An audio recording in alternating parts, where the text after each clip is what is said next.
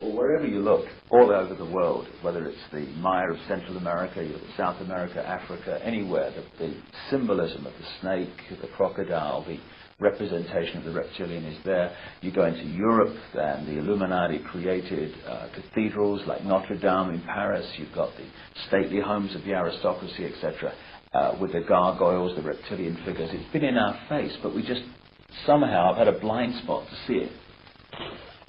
We human beings have idolized the reptile since the very supposed birth of our history. Go even further, much further. What was the creature which was honored by the ancient Greeks in their Delphic oracle? The python. What is the creature that stands next to the figures of the goddess Athena? The python. No matter where you look, go to China, where I once went. Who are the principal characters who brought wisdom to humankind? Creatures, part snake and part human being. One of whom I remember correctly was called Nu, a word which occurs also in Africa. And her brother was Hua, and sometimes it's turned into one creature, Nukwa, she. Everywhere we human beings have sacrificed our dignity as a species and attributed great intellect and great glory to reptiles, tortoises, turtles, lizards, snakes. Why?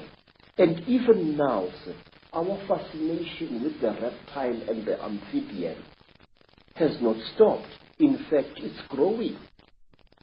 The popularity of all those dinosaurs, in cartoon as well as in serious form, it makes me uneasy. If we could just pick up this line of bloodlines, which the Sumerian tablets talk about, which you talk about, the interbreeding of humanity, and how the accounts explain that these crossbreeds were put into the positions of royal ruling power, almost as like demigods, middlemen between the gods, the Chittahuli, the reptiles, and the people. Those bloodlines, in my own research, became the European royal families and aristocracy, and today are the ruling, banking, business, and political and royal lines of the world. And the genealogy supports this increasingly. Is there a tradition also that the royal lines of Africa go back to the same source? Please, you don't have to believe me. Go to Rwanda and there talk to the people there. They will tell you that the founding ancestors of their dynasties were the first kings who came from the sky, and they were called Imanugela, the ascending ones. Say, many African tribes believe that when the gods came down from the sky, they found human beings very, very stupid. And the human beings could not come before the gods in order to be taught. So what the gods did, and this is a story that you also find amongst the Dogoni people in West Africa, because the human beings were afraid of approaching these reptile gods.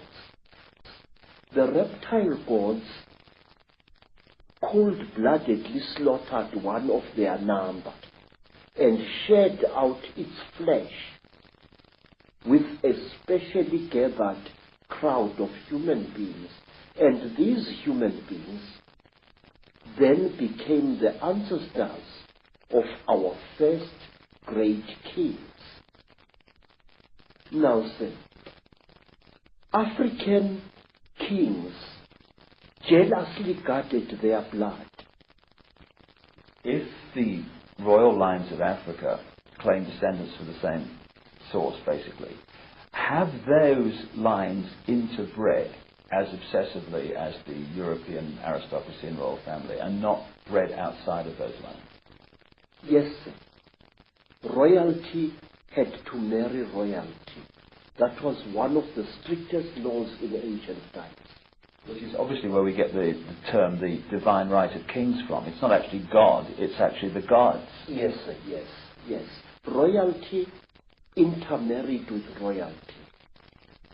You were not allowed to take a commoner as your senior wife if you were a king. You could take commoners after your senior wife. After the genetics has been achieved. Yes, sir. Now, another thing, it is like the Sangomas. Very, very strictly speaking, a Sangoma who was sometimes viewed as a king or a queen was not allowed to marry outside her caste or his caste. Sangoma had to marry Sangoma, otherwise the non-Sangoma blood would pollute the god blood inside the Sangoma. The lady that I quoted in my books, Kathy O'Brien, who wrote her own book, Transformation of America, about being a mind-controlled slave of the American elite, she talks in there about seeing George Bush as president and vice president shapeshift into a reptile. And so many other people have told me this story of world leaders today changing into reptiles in front of their eyes and then changing back again. And Miguel de la Madrid, the president of Mexico at the time of George Bush, said to Kathy O'Brien, and she quotes in her book, that a reptilian extraterrestrial race interbred with the ancient Central American people because they needed to create bloodlines through which they could operate. Yes. And he said that these bloodlines were, in effect, today's world leaders. Does it fit with your knowledge, Credo, that the royal lines of the Chitahuli reptilian human interbreeding that become the demigods and the royal families, etc., that they have gone on in Africa, as well as the rest of the world, to become the ruling lines and the ruling people of these countries?